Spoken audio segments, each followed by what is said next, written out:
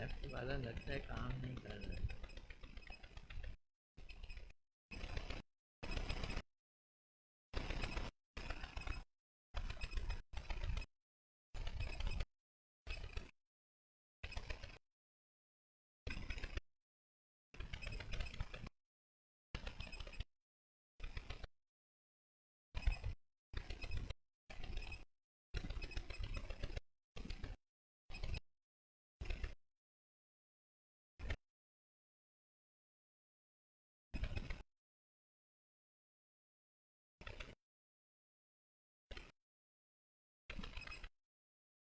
चलो काम तो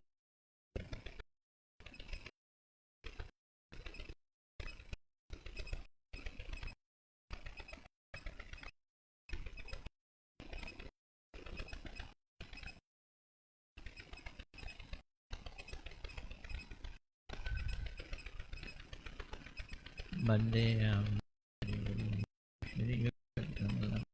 श्री श्री रूप सागर जातम गण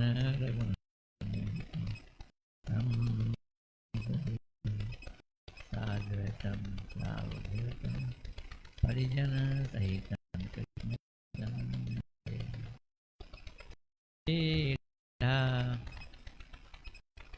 कृष्ण बदान से गण ललिता श्री विशाखान्विता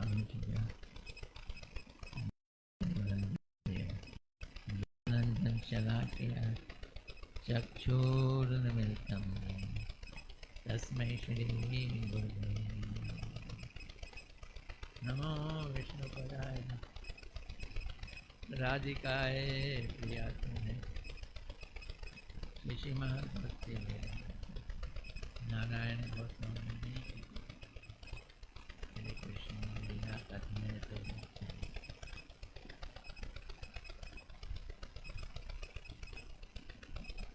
नमो विष्णुपदाय राधिकाय प्रियात्मने श्रीमद्भक्ति नारायण गोस्वामी श्री कृष्ण लीला कथने सुदक्षम उदारे मधुरो गुणेश वरम वरेण्यम पुरुषम नारायणं तमाम शिक्षां वांछा कल्पतरुभ्यश्च कृपा सिन्धुभ्यः पतितानां पावनेभ्यो नमो महावदन्याय कृष्ण प्रेम प्रदायते कृष्णाय कृष्ण चैतन्याय नमो गौरी कृष्ण हे कृष्ण करुणा सिंधु गोपेश गोपिका राधा कांत तप कांचन गौरांगी राधे वृंदावनी विश्वान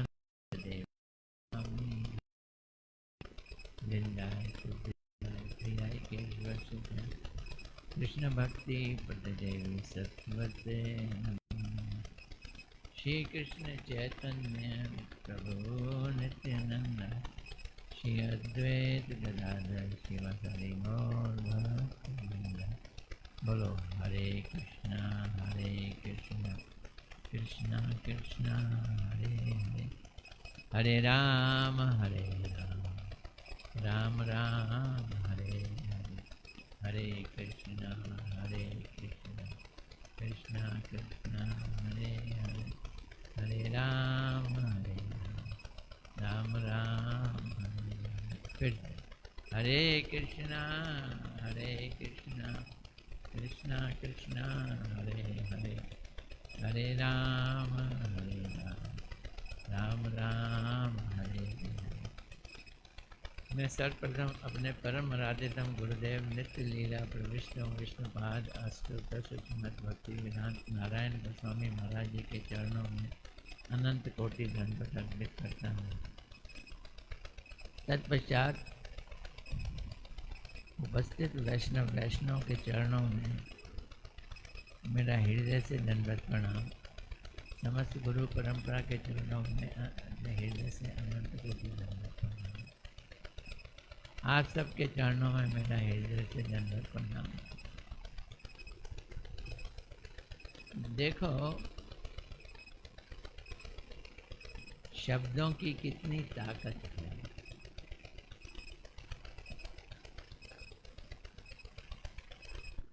लहड़ी महाशय बातचीत किए तो बातचीत में शब्द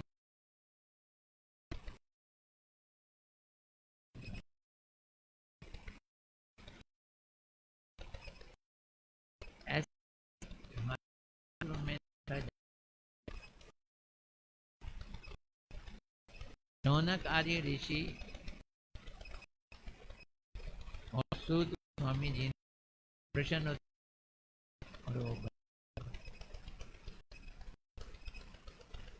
यहाँ के वाल्मीकि एक डाकू था, उसकी नारद जी के साथ बातचीत हुई और वो बदल गया। संतों महात्माओं के शब्दों में बड़ी ताकत होती है, वो हमारी सोच बदलते हैं। मृगरारी करकर एक व्याध था। व्याध का मतलब है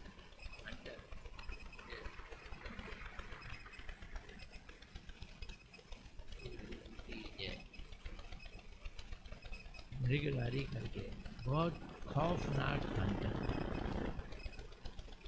वो पशु मारता नहीं था, पशुओं को तड़पता हुआ देख के बड़ा खुश होता था। नारद जी से बातचीत हुई और वो बदल गया। अब हम लोग भी बातचीत में लगे हुए हैं।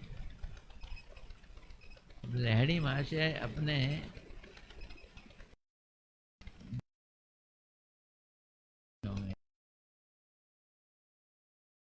काम बने हम नहीं बने।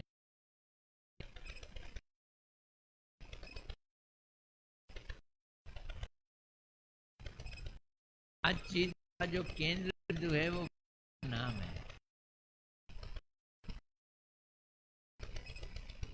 अगर नारद जी कुछ सुना रहे हैं, शौनक आदि ऋषि कुछ सुना रहे हैं, सुखदेव गोस्वामी सुना रहे हैं, जो कुछ भी सुना रहे हैं उसके मान हैं, भगवान के बारे में सुना रहे हैं। जैसे अगर यज्ञ करते हैं में उसको कहते हैं स्वाहा, इसको कहते हैं। लेकिन यज्ञ करने के लिए हवन को लाना यज्ञ है।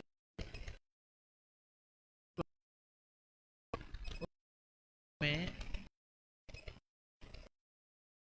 वो है कि नहीं, वो सब भी यज्ञ के क्या है, हिस्से हैं।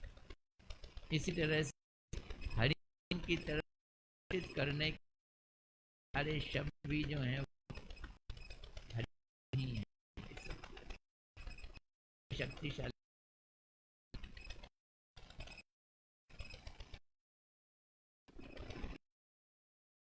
हम अंश हैं, भगवान अंशी।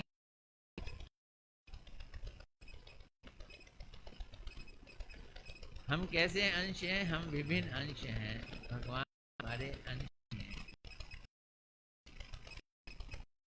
अंश हाथ में अंश।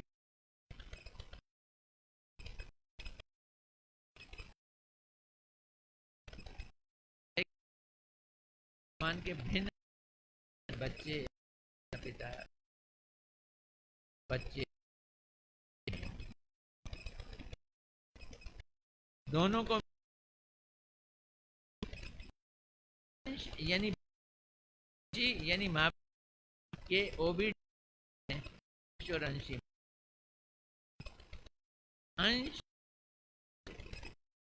यानी भगवान दूसरे से प्रेम लग जाए तो क्या हो जाए, अंशी जुड़ जाएंगे।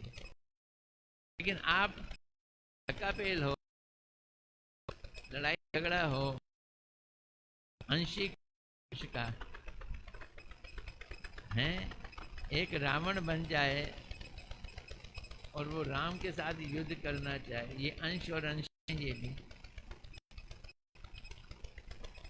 बात नहीं बनेगी। कहना चाहता हूँ वो ये है कि हम अंश हैं, अंश जुड़ने के लिए हमें करना क्या है, अपने अंदर भगवान का हुआ है। तो जो हम आते हैं, दर्शन करते हैं, आरती करते हैं, संग सुनते हैं, हरि नाम जप करते हैं, ये सब का उद्देश्य एक ही है, सोया हुआ प्रेम जाग जाए, सोया हुआ प्रेम जाग जाए। ये उद्देश्य है, यही प्रयोजन है। जैसे ही जाग गया अंश और अंशी नहीं जाग और अंश से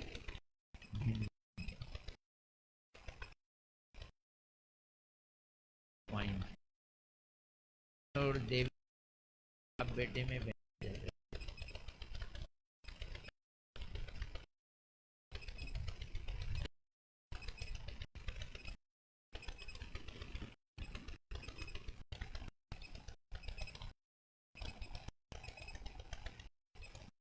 देवीदास वैष्णव जी से वेदांत सूत्र पढ़ना चाहता था। यहाँ भी उसका स्वार्थ था, वो भक्ति के लिए वेदांत सूत्र नहीं पढ़ना चाहता था, वो ख्याति के लिए वेदांत सूत्र पढ़ना चाहता था। दुनिया कहेगी इसको वेदांत सूत्र आता है। आपको एक बात बताऊं मैं, वेदांत सूत्र लिखा तो वेद व्यास जी ने है, लेकिन मार्केट प्लेस में इसकी वैल्यू ये है कि ये एक अद्वैतवादी ग्रंथ है। अब पता नहीं मेरी बात को कितने लोग समझे हैं, जो नहीं समझे हाथ खड़ा करें। नहीं समझे, आप भी नहीं समझे।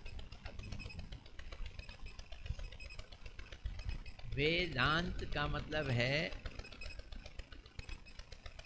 वेदों का अंत, वेदांत। इस बीच में मुझे एक घटना याद आ गई, मैं सुना देता हूँ, मूड हल्का हो जाएगा। एक फिलॉसफर था, ऐसे ही वेदांत सूत्र पढ़ता था और वेदांत पे ही बातें करता था, बड़ा जबरदस्त है। उसकी शादी हो गई एक लड़की से। जब बैठते थे तो वेदांत की बात कर, वो वेदांत की बात करती थी, वो वेदांत की बात करते थे, दोनों ही वेदांत की बात करते थे। समझ आ रही है मेरी बात? तो ये वेदांत पढ़ना चाहता था। देवीदास ने बोला मैं कोशिश करूँगा, आप वेदांत के महापंडित हैं, आप मुझे सरलता पूर्वक सच सच बतलाएं, वैष्णव भाष्य पढ़कर वेदांत का पदार्थ यथार्थ अर्थ पा सकूँगा कि नहीं। देखो थोड़ा सा फिलॉसफिकल चर्चा करते हैं, मैं फिलॉसफर तो नहीं हूँ, फिलॉसफिकल चर्चा करते हैं। देवीदास ने कहा वैष्णव दास को, आप मुझे वेदांत सुनाइए, क्योंकि आपने पढ़ा हुआ है, आप जब अद्वैतवादी थे तो आपने खूब वेदांत पढ़ा था। मैंने बोला ना, मार्केट में वेदांत का जो अर्थ है वो यही है, अद्वैतवाद। अद्वैतवाद का मतलब है कि दूसरा नहीं है, एक ही ब्रह्म है, उसका कोई आकार नहीं है, कोई वो निराकार है। शंकराचार्य ने इस वेदांत को परिभाषित किया है और उसने सारी मार्केट में ये बात फैला दी है कि वेदांत पढ़ने वाले भगवान के रूप को नहीं मानते। क्या मानते हैं वो? वो ये मानते हैं कि भगवान निराकार है। एक और चीज़ है, वेदांत मानने वाले क्या मानते हैं? ये मानते हैं अद्वैत। अद्वैत का मतलब दूसरा नहीं, तो एक ही रह गया कोई। तुम कौन हो? तुम भी अद्वैत हो। तुम कौन हो? तुम भी अद्वैत हो। अरे अद्वैत क्या है? हम सब एक ही निराकार ब्रह्म हैं, हम सब। तो ये अलग अलग रूप क्यों दिख रहे हैं? बोलते हैं ये अलग अलग रूप बिल्कुल ऐसे दिख रहे हैं जैसे आदमी सपना देखता है। सपने में बहुत सारे अलग अलग रूप होते हैं, लेकिन जब वो जाग जाता है तो देखता है कोई भी रूप नहीं है। इसलिए एक ही निराकार निरंजन अद्वैत ब्रह्म है। और हम अविद्या में हैं। जब हम जागेंगे तो हम देखेंगे उस निराकार ब्रह्म के अलावा दूसरी कोई चीज़ नहीं है। और वो ब्रह्म कौन है? वो तुम ही हो। हाँ, हम ब्रह्मास्मि। वो ब्रह्म कौन है? वो तुम ही हो। ये वेदांत की अद्वैतवाद। लेकिन इस वेदांत को लिखा वेद व्यास जी ने। वेद व्यास जी कैसे लिख सकते हैं अद्वैतवाद? ये एक्सप्लेन ऐसे किया गया है कि वेदांत जो है, वेदांत का मतलब है अद्वैतवाद। एक्सप्लेन करने वाले का कमाल है। जैसे मैंने उस दिन आपको बताया ना, एक आदमी को आम बहुत अच्छे लगते थे, तो उसने कहा गीता में लिखा है आम खाओ। गीता में आम खाना कहाँ लिखा है? लिखा नहीं है। कर्मणे वाधिकारस्ते आम फलेषु कदाचन।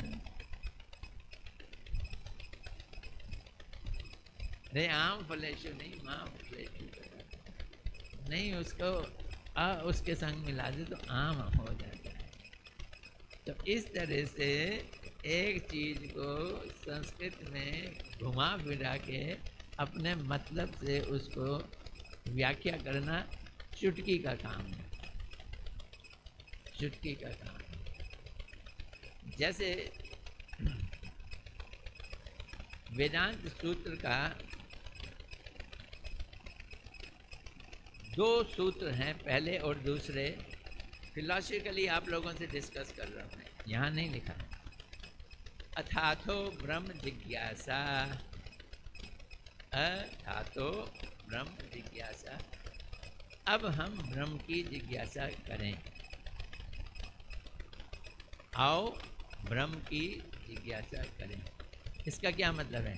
कोई जिज्ञासा करने वाला है और वो अब जिज्ञासा करने के लिए माहौल बन गया है, वो इसलिए जिज्ञासा करेगा। और हम सब मिलके जिज्ञासा करें, तो जब हम सब मिलके जिज्ञासा करेंगे तो एक है या अनेक हैं? हैं? अनेक है ना। अथातो ब्रह्म जिज्ञासा, यानी कि पहला वर्ड ही ये बताता है कि हम एक नहीं हैं, हम अनेक हैं। और दूसरा उसका जो श्लोक है वो है जन्मादि यस्य यथा, जिससे जन्म आदि होता है। ये वेदांत सूत्र का क्या है? दूसरा श्लोक।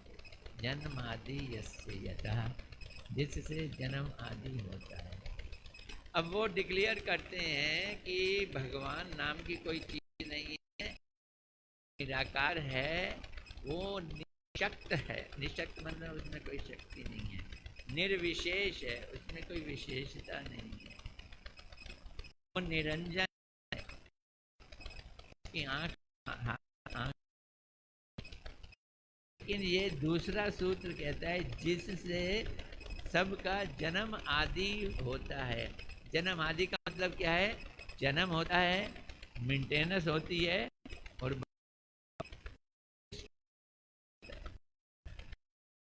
जन्म करे, मेंटेन करे, फिर वो चीज और निर्विशेष होगी या शक्तिशाली होगी?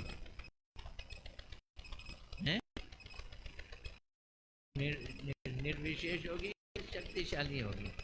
निर्विशेष तो जन्म कर नहीं सकता। वेदांत सूत्र पहले शब्द आते हैं, सारी माएँ और हम भगवान है मेंटेन कर व्याख्या एक ब्रह्म जिस नहीं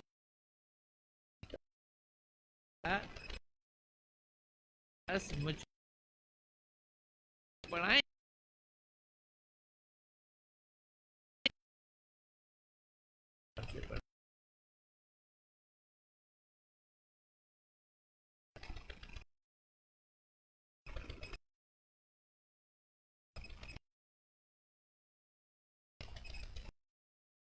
तो वो कहते मुझे सच सच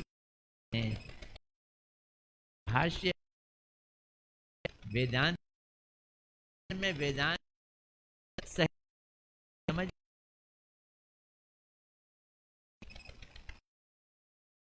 हैं। मैंने नहीं है पढ़ाया आदि कई भाष्य भी पढ़े। श्री रामानुजाचार्य लिखा गया भाष्य ना, जो वैष्णव है रामानुजाचार्य, भाष्य मतलब है एक्स। वो जब लिखे तो वो कहते नहीं भगवान और जीव अलग अलग हैं, एक नहीं है। किंतु गोपीनाथ आचार्य प्रार्थ व्याख्या वैष्णव की अपेक्षा और भाष्य समझ आई क्या कह रहे? भाष्य भी है रामानुजाचार्य का, चैतन्य महाप्रभु जी ने बतलाया है। रख लो इस चीज, पूरी कथा थोड़ी सी सार्वभौम वेदांत है।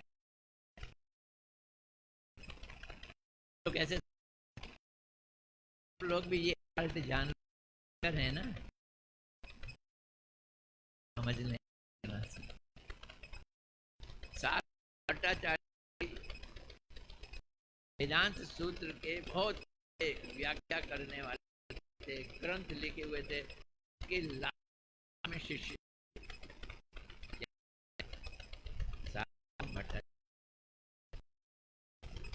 चैतन्य प्रभु का नृत्य देख के, कीर्तन देख के, आंखों में आंसू देखकर और वो भगवान के आगे गिर गए, ये उठा के अपने घर ले आए।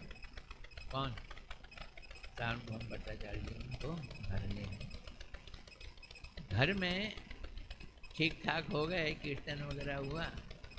सार्वभौम भट्टाचार्य जी कहते हैं तुम 24 साल के जवान लड़के इतनी जल्दी संन्यास ले लिया है, कभी भी बिगड़ सकते हो और ऊपर से नाचते हो, हरि बोल करके नाचते हो। वेदांत सूत्र पढ़ना चाहिए गंभीरता से बैठकर।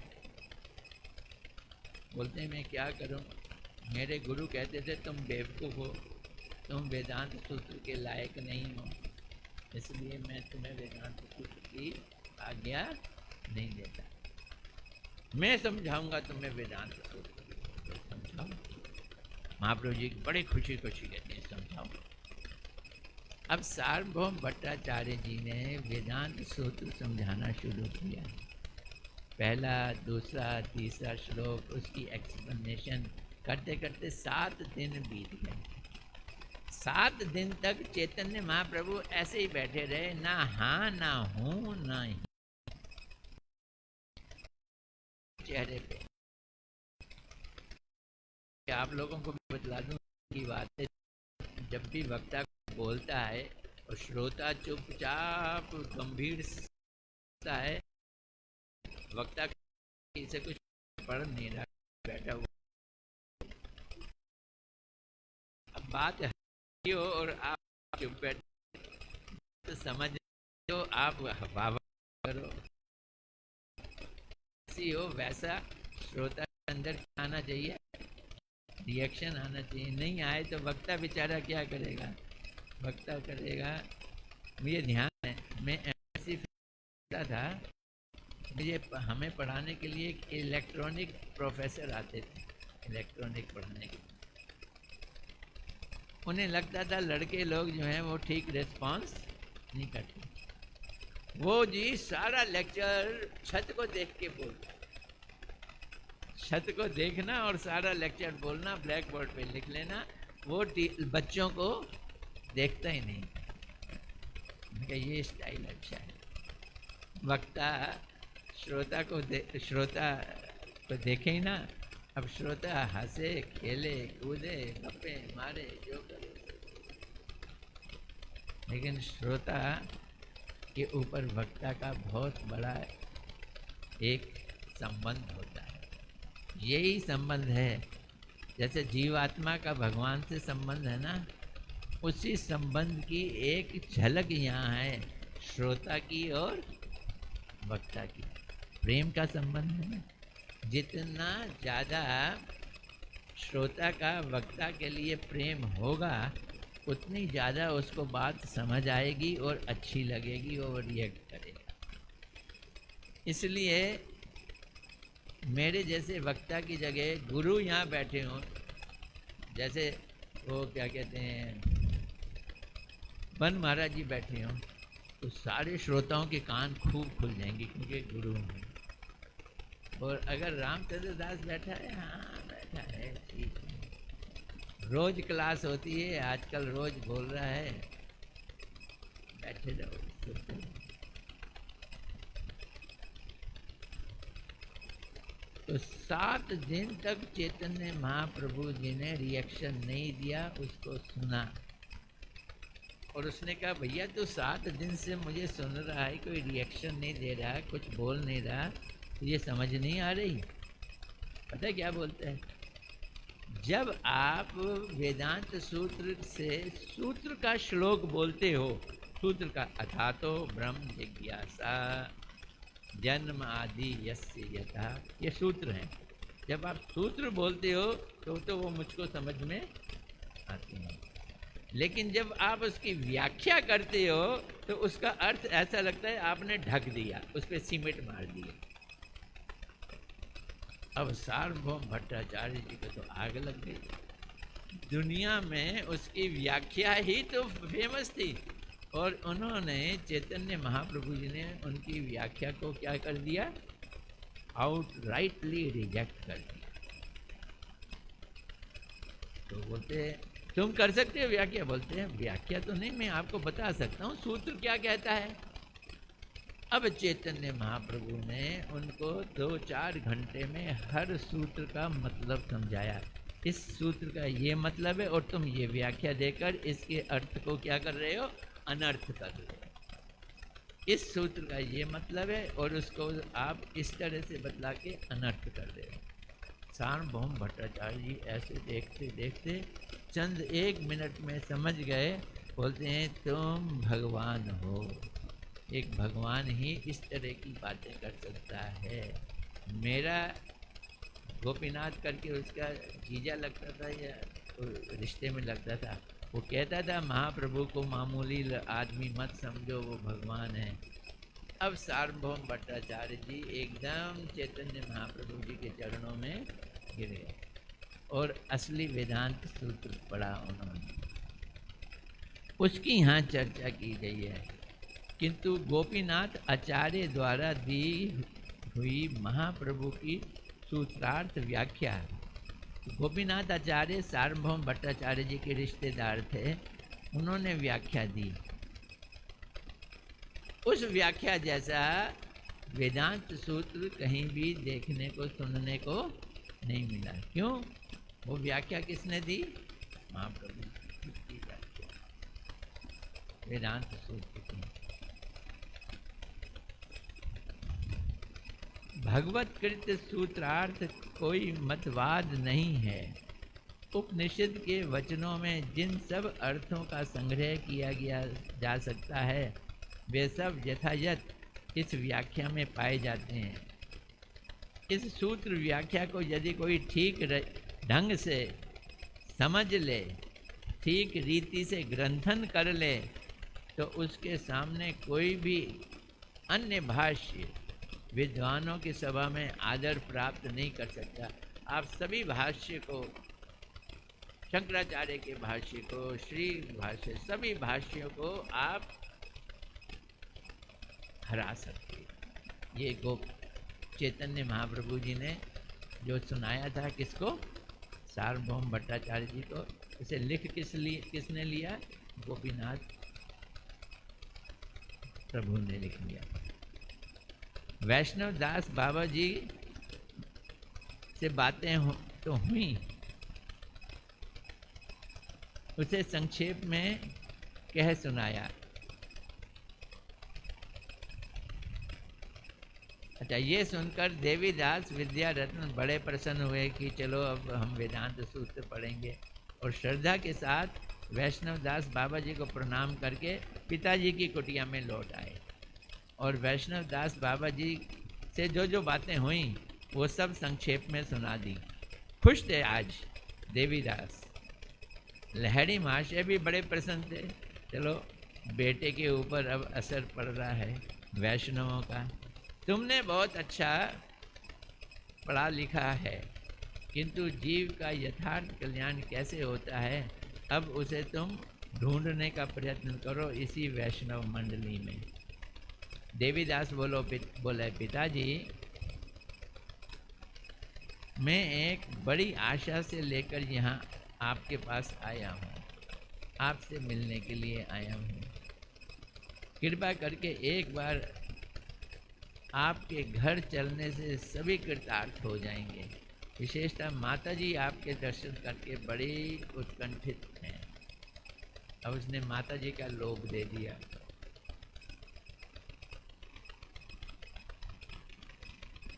जब आदमी बड़े हो जाते हैं, दादा दादी बन जाते हैं, तब पोतों का लोभ तो होता है, लेकिन पत्नी का लोभ किसी को नहीं रहता। वो उम्र ही अब ऐसी हो जाती है। लेकिन ये पत्नी का लोभ दे रहे थे, माता जी आपको बुला रही।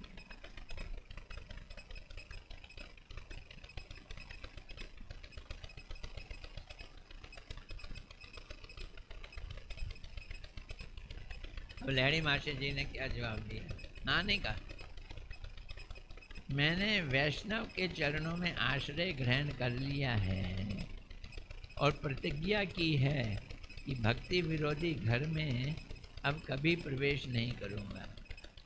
तुम लोग पहले वैष्णव बनो, फिर मुझको बुलाने की चेष्टा करो। देवीदास बोला, पिताजी, ये बात आप कैसे कह सकते हैं?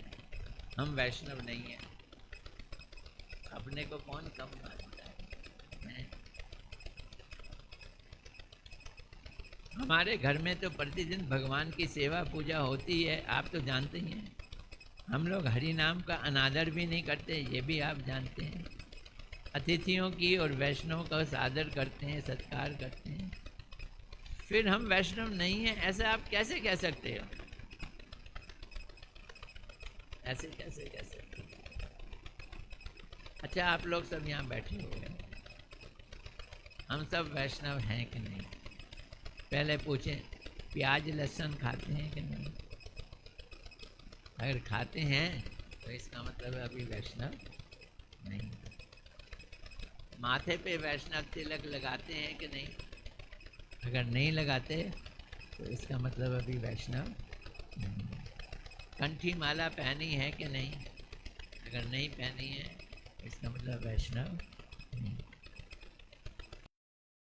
ये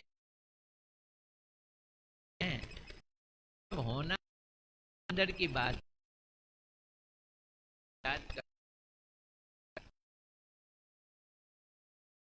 करूंगा थोड़ी, जो नहीं कर खोल पीट के 24 घंटे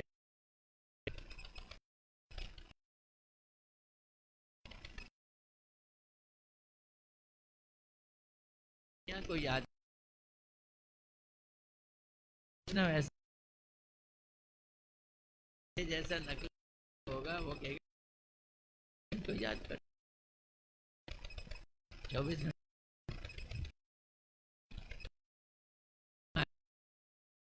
भावों के धर्म करने से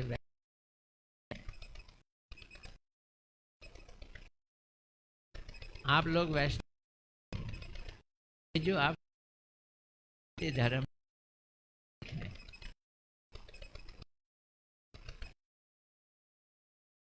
वैष्णवों की जो आप लोगों की क्रिया है उसमें बात का अंत क्या करें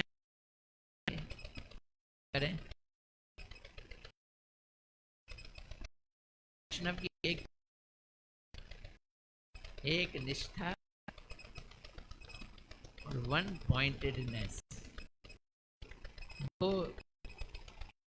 एक नहीं करते, एक पूजा करेंगे कृष्ण महा और किसी की वो पूजा नहीं करेंगे।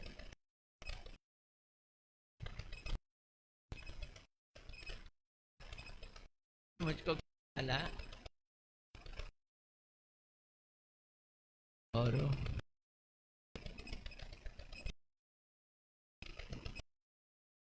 महारानी की करते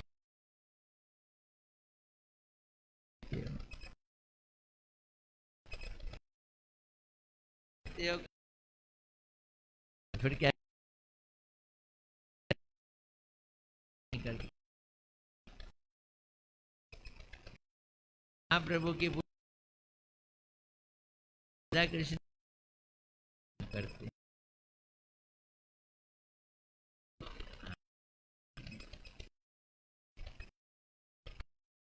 सामने गोपी महादेव भी बना रखे, भी जाके हो कहते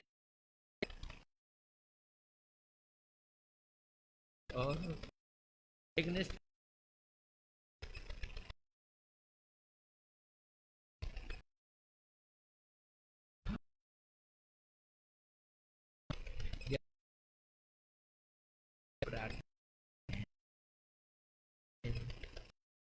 बाय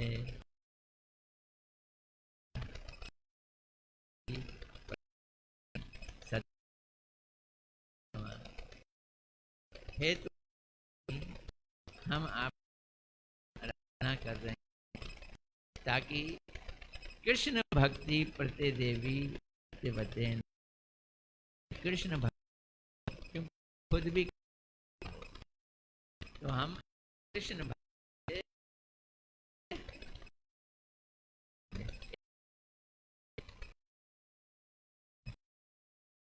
धन की पूजा करते हैं और धनों में और धन को पूरा कि मैं सेवा करूं।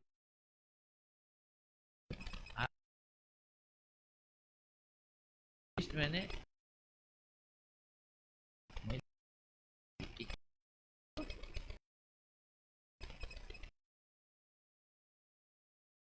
लगा ले एक कर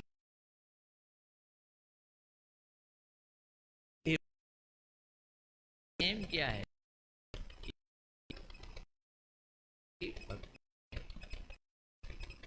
हम गोविंद जी के पास उनसे बना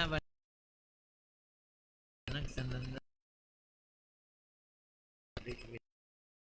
मांगरी प्रेम प्रेम नमो गोपेश्वर देव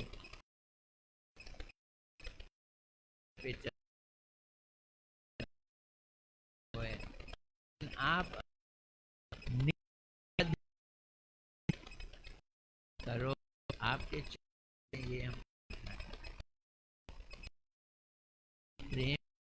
जगह है।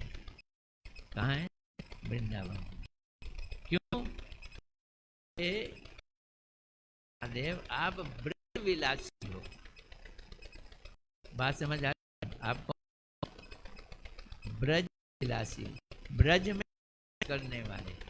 आपके अंदर इच्छा जागृत हुई कि आप लीला में भाग, और फिर आप गोपी बन गए, और होने के बाद गोपियों ने आपको मुक्के मारे ये पूछ के, अरे हरी नाम क्या? अब शिव जी गोपी अपना नाम, शिव जी से पूछा तेरे खसम का नाम क्या है? खसम समझते हो? खसम मैंने पति का नाम क्या है? खसम वो तो खुद खसम है, वो थोड़ी किसी का नाम जानते। फिर गोपियों ने उनको वो रोने लगे। पूर्णमासी आ गई, बोलती हैं मारो ये जी हैं, लेकिन कौन? वो शिव जो कैलाश कर सुखी नहीं है, वो शिव जी हैं जो अमरनाथ में रहकर खुश नहीं है। ये वो शिव जी हैं जो कृष्ण की रास लीला में रहकर अपने को प्रसन्न करना चाहते हैं। तब उन्होंने कहा रास लीला तो नहीं आ सकती, लेकिन कौन कर देखते रहो, और गलत होगा अंदर मत आना। से विलासी युगांग्री पद में आपके दोनों चरणों में मैं प्रार्थना करता हूँ। क्या? प्रेम प्रयच्छ, मुझको प्रेम दे। किसका प्रेम दे? राधा कृष्ण का प्रेम। प्रेम प्रयच्छ निरुपाधि, वो प्रेम जिसमें कोई उपाधि नहीं है। इसका मतलब समझते हो? किस जिसमें कोई उपाधि नहीं है। क्यों प्रेम कर रहे हो? इसलिए प्रेम कर रहे हो क्योंकि प्रेम है। लैला ने मजनू को प्रेम किया, सुना है लैला तो काली थी।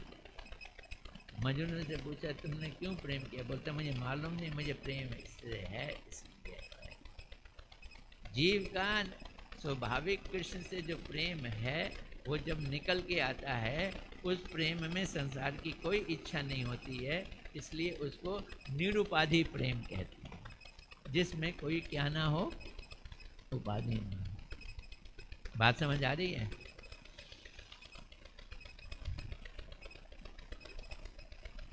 तो लहरी महाशय बोले निमित्तिक भावों को परित्याग कर नित्य धर्म का आचरण करने वाले ही वैष्णव हो सकते हैं। तब देवीदास ने कहा मेरी एक शंका है, आप उसको अच्छी तरह से समाधान करें और मुझे बताएं। मेरी शंका ये है कि वैष्णव लोग जो श्रवण कीर्तन स्मरण पाद सेवन अर्चन वंदन दास साख्य आत्मनिवेदन 9 प्रकार की भक्ति करते हैं, नवदा भक्ति का आचरण करते हैं, इनमें वो कहते हैं कि हम वैष्णव हैं, लेकिन ये तो 9 के 9 में जड़ मिश्रा भक्ति है, चेतन भक्ति कहाँ है? शब्द क्या बोला उन्होंने? जड़ मिश्र कर्म है। श्रवण, श्रवण किससे होगा? कान से। कान जड़ है, बोलने वाला मुंह से बोलेगा, मुंह क्या है? वो भी जड़ है। आपके 9 की 9 भक्तियों में जो कर्म है वो जड़ मिश्र कर्म है, और फिर उसको तो आप निमित्तिक नहीं मानते, उसको तो आप सच्ची भक्ति मानते हो, और हम जो कर रहे हैं वो क्या हो गया? निमित्तिक हो गया। श्री मूर्ति की सेवा करते हो, उपवास जड़ पदार्थों द्वारा पूजा या तो सभी स्थूल हैं, फिर उनकी उपासना करते हो, फूल से उपासना करते हो, फूल जड़ है या चेतन है? अगरबत्ती से उपासना करते हो, अगरबत्ती जड़ है या चेतन है? पानी इस्तेमाल करते हो, अग्नि अब इस्तेमाल करते हो, सब कुछ तो जड़ है। जड़ पदार्थों के द्वारा पूजा करते हो, सभी तो स्थूल है, और फिर कहते हो नित्य भक्ति कर रहे हैं, नित्य सेवा कर रहे हैं।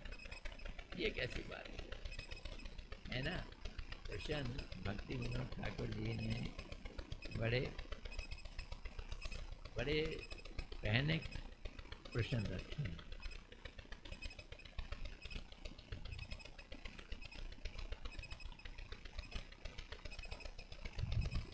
लहड़ी माँ से बोले, बेटा इस बात को समझने में तो मुझे भी बहुत दिन लग गए। जो बात तूने प्रश्न की है मैं भी एक दिन में नहीं समझा। मैं भी सोच रहा हूँ, अपने आप से कहता हूँ, जीव का भगवान से संबंध है, क्योंकि जीव भगवान का अंश है। तो कैसा अंश है? जैसे सोने के पर्वत का एक टुकड़ा सोना उस पर्वत का अंश है, कि हम वैसे अंश हैं? या मात्र बच्चा और माँ बाप जैसे होते हैं वैसे अंश हैं? वास्तव में हम अंश हैं, जीवित अंश हैं, चेतन अंश हैं। और हमारा भगवान के साथ उस अंश के खातिर जो जोड़ है वो फेविकोल वाला जोड़ नहीं है। जैसे लकड़ी को लकड़ी से जोड़ना हो तो बीच में क्या डालना पड़ता है? फेविकोल डालना पड़ता है, या कीलों से ठोकना पड़ता है। तो फिर क्या है? वो है प्रेम। प्रेम कब पैदा होता है? जब संबंध जागृत होता है। तो संबंध को जागृत कराना, संबंध के द्वारा फिर भगवान को ध्यान करना, संबंध के द्वारा फिर भगवान से प्रार्थना करना, उससे धीरे धीरे प्रेम जागृत होना। फिर जब प्रेम जागृत होगा फिर हम भगवान के साथ जुड़ेंगे, तब पता चलेगा कि वो अंश हैं और हम अंशी हैं। ये एक दिन का काम नहीं है, एक दिन का काम नहीं। क्यों नहीं हमारे अंदर भगवान के लिए एक दिन में झटक से खटक से फटक से प्रेम जागृत हो जाता है? होएगा। अभी तो ढेर सारे प्रेम हमारे अंदर पड़े हुए हैं। तो ना, मेरे पिताजी ने एक ज़माने में एक कविता लिखी थी, हम बच्चे थे तो हमको सुनाया करते थे। तो उसकी एक लाइन मुझे याद है, ज़मीं आसमां के सताए हुए हैं, मुकद्दर के हम रुलाए हुए हैं।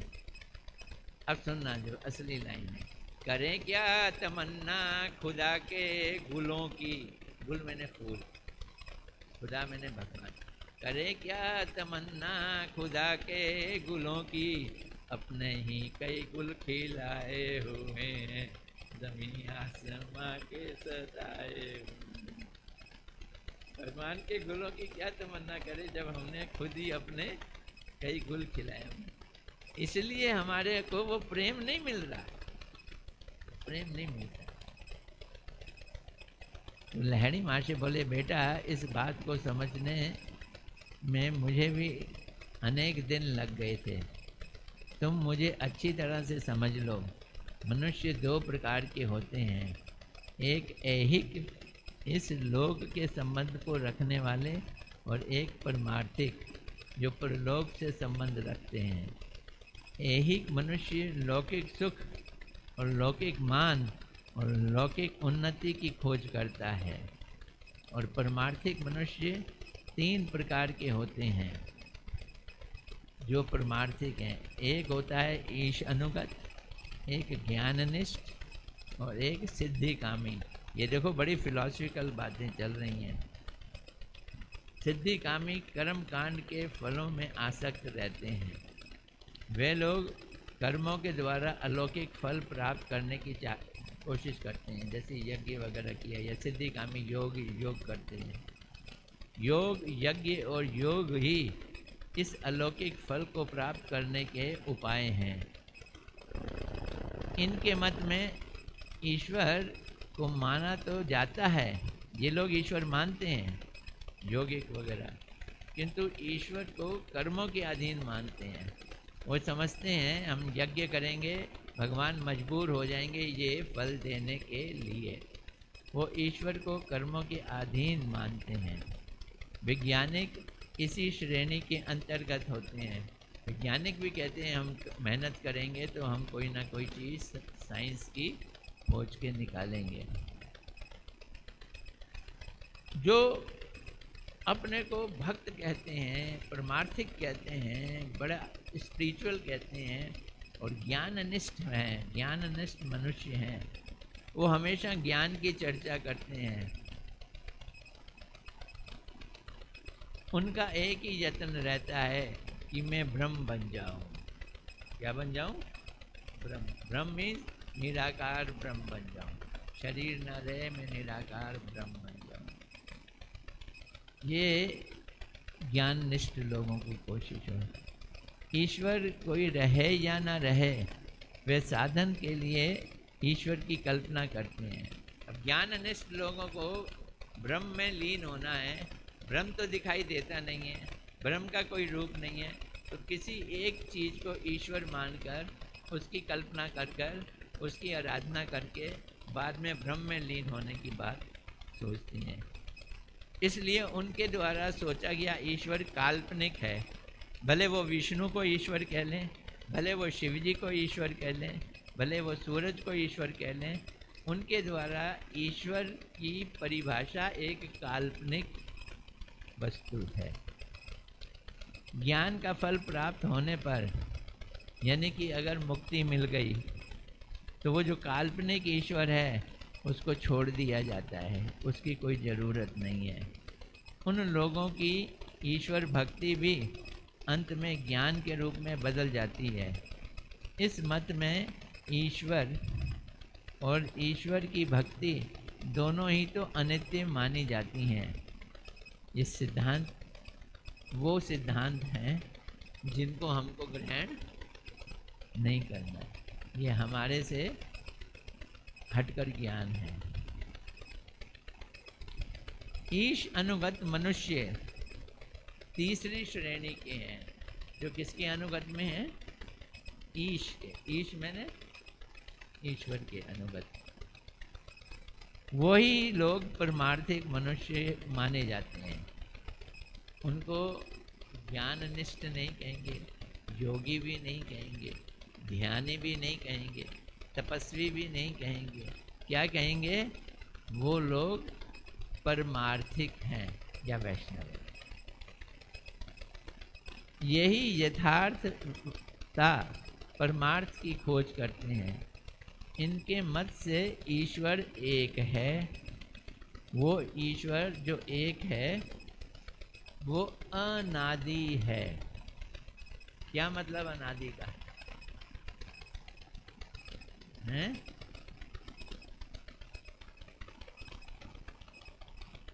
बोला अनादि, जिसका आदि नहीं है। He is not created. वो ईश्वर क्या है? वो अनादि है, वो अनंत है। वे अपनी शक्ति से जीव और जड़ की सृष्टि करता है। ये एक और ईश्वर की क्वालिटी है जो हम वैष्णव लोग मानते हैं कि उसके अंदर शक्ति है। जो अद्वैतवादी हैं वो भगवान को निशक्त कहते हैं, और वैष्णव लोग भगवान को शक्तिशाली कहते हैं। उसकी शक्ति है, शक्ति से वो सृष्टि करते हैं। जीव उनके नित्य दास हैं। मुक्ति के बाद जीव ब्रह्म में लीन होकर समाप्त हो जाएगा, ऐसा हमारा सिद्धांत नहीं है। क्यों? क्योंकि जीव भगवान का नित्य दास है। मुक्त होने के बाद वो ईश्वर का वास्तविक दास बन जाएगा और ईश्वर के साथ रहेगा। नित्य काल ईश्वर के अनुगत में रहना जीव का नित्य धर्म है। ये है जीव का नित्य धर्म। क्या? अपने घर में रहना जीव का नित्य धर्म नहीं है। अपने संसार को चलाना जीव का नित्य धर्म नहीं है। भगवान के साथ रहना और उनकी सेवा करना ये नित्य जीव का नित्य धर्म है। जीव अपने बल से कुछ नहीं कर सकता। ये भी वो मानता है कि मैं ये नित्य धर्म भी अपने ढंग अपनी ताकत से नहीं कर सकूँगा। इसके लिए भी मुझको भगवान की कृपा चाहिए। कर्म के द्वारा जीव कोई नित्य फल प्राप्त नहीं कर सकता। ईश्वर की श्रद्धा पूर्वक सेवा करने से उनकी कृपा जीव की सर्व सिद्धि हो जाती है। तो सिद्धि कामी मनुष्य कर्म कांडी, ज्ञाननिष्ठ मनुष्य ज्ञान कांडी कहलाते हैं। लेकिन ईश्वर की भक्ति करने वाले लोग क्या कहलाएंगे? वो भक्त कहलाएंगे, ईशानुगत कहलाएंगे, वैष्णव कहलाएंगे।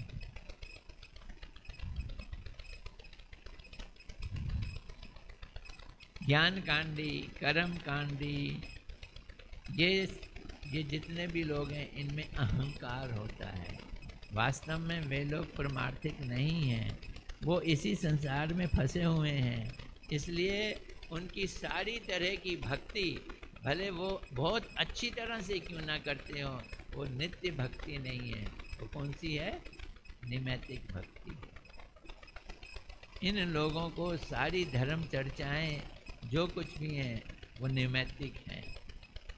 शैव, शाक्त, गणपति, सौर, ये भक्ति करते हैं शिव जी की, शक्ति देवी की, गणपति की, सूरज की। ये लोग ज्ञान कांड के अधीन हैं। ये लोग जो श्रवण और कीर्तन आदि भक्ति के अंगों का आचरण करते हैं, वे केवल मुक्ति पाने के लिए और ब्रह्म में लीन होने के लिए करते हैं। वो शुद्ध भक्त नहीं है। 2 मिनट और दे दो, टाइम थोड़ा ओवर हो गया है। ये वाला पैराग्राफ समाप्त कर देता हूँ, फिर अगला पैराग्राफ कर लेंगे। जिन्हें श्रवण और कीर्तन आदि से भुक्ति और मुक्ति की आशा नहीं होती। देखो, एक उदाहरण सुनाता हूँ आपको, टाइम कम है फिर भी सुनाता हूँ। एक आदमी को जबरदस्त सिर दर्द हो रहा था। ऑफिस में उसके बॉस से बड़ा झगड़ा हुआ, और जब वो घर आया तो घर में बच्चे भी पे चे कर रहे थे, पापा ये नहीं वो नहीं। तो उसने अपनी बीवी को डांट लगा के कहा कि मेरे सिर में दर्द हो रहा है, जल्दी से 1 कप चाय बनाओ, सेराडोन की गोली दो, मैं जाके रेस्ट करना चाहता हूँ। उसने सेराडोन की गोली खाई, कमरे में जाके लेट गया, दरवाजे में कुंडी लगा ली, बिजली सारी बंद कर दी, अंधेरा हो गया और वो सो गया। अब जब वो सो रहा है तो उसे पता है कि वो कुछ है, अब तो वो सो गया, उसे कुछ पता नहीं कि वो कुछ है। वो आदमी है, वो औरत है, वो जिंदा है या मुर्दा है, उसे कुछ पता है? उसे कुछ पता नहीं है। ऐसे ही हम लोगों को जब बहुत ज़बरदस्त संसार का सिर दर्द होता है तो हम गोली खा के सो जाना चाहते हैं। इसे कहते हैं ब्रह्म में लीन होना। मेरे को होश ना रहे, मैं क्या करूं? मैं सो जाऊँ, होश ना रहे। फिर 1 घंटे के बाद उसकी नींद खुली, सिर दर्द चला गया। अब वो क्या करेगा? अब वो क्या करेगा? उठेगा, लाइट जलाएगा, दरवाज़ा खोलेगा, फिर बीवी बच्चों के पास जाएगा। ऐसे ही जो लोग वहाँ जाना चाहते हैं यहाँ के सिर दर्द के कारण, फिर अगर कभी लाइट जल जाए ना, फिर लौट के वापस आते हैं। इसलिए उनका भ्रमलीन होना नकली है। जिन्हें श्रवण और कीर्तन आदि और भुक्ति मुक्ति की आशा नहीं होती, वे उपयुक्त मूर्ति में विष्णु की सेवा करते हैं। तो वो लोग विष्णु की सेवा नहीं करते थे क्योंकि वो विष्णु की मूर्ति को असली मानते ही नहीं है, नकली मानते हैं। लेकिन वैष्णव लोग विष्णु को विष्णु मानकर उसकी मूर्ति की जो सेवा करते हैं वो वास्तव में विष्णु की सेवा करते हैं।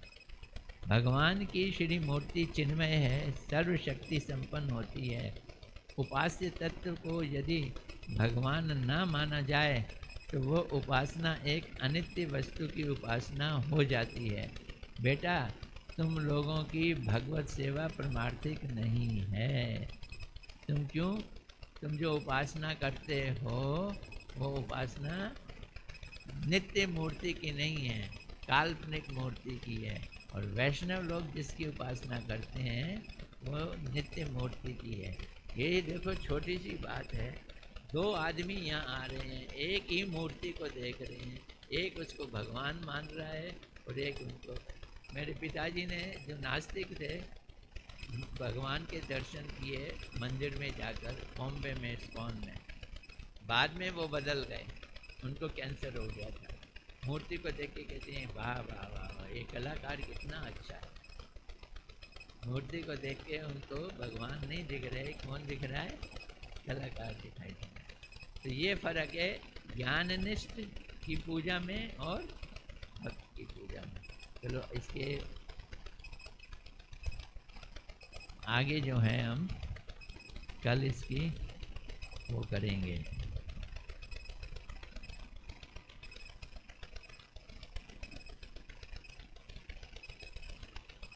बड़े अच्छे अच्छे प्रश्न हैं, मामला समाप्त नहीं हुआ। देवीदास इतना आसान चीज नहीं है जिसको जीता जा सके, और भी हैं। फिर देवी के साथ शंभू भी आ जाएगा, शंभू अपनी तरह से बातें करेगा, सुनना बड़ा आनंद आएगा आपको। हरे कृष्णा कृष्णा कृष्णा हरे हरे, हरे राम राम राम हरे।